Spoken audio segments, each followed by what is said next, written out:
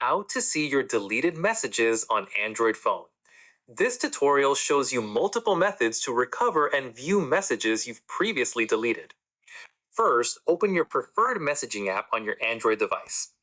Next, if you're using Google Messages, tap on your profile picture in the top right corner. Following that, look for Archive or Archived Messages in the menu. Now, tap on Archive to view all messages you've previously archived or deleted. Moving forward, this folder will show any conversations you've removed from your main inbox.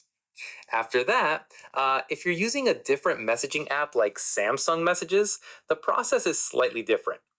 In addition to that, open the messaging app and tap on the three dots menu icon in the top right corner. Once there, look for Trash, Recycle Bin, or Recently Deleted from the menu options.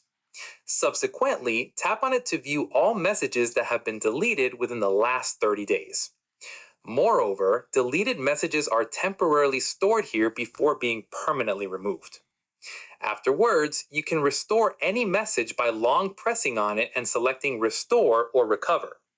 Then, another method to recover deleted messages is through your Google Backup. Within your device settings, scroll down and tap on Google to access Google services. Alternatively, tap on Backup or Backup and Restore to check your backup status. Once there, tap on Manage Backup to view what data is being backed up.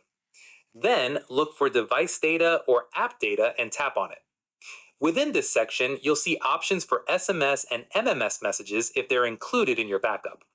Alternatively, if you have a backup that contains your messages, tap on Restore from Backup. Once you select the backup, your phone will restore messages that were saved before they were deleted. Then, keep in mind that this only works if you had backup enabled before deleting the messages. And that's it.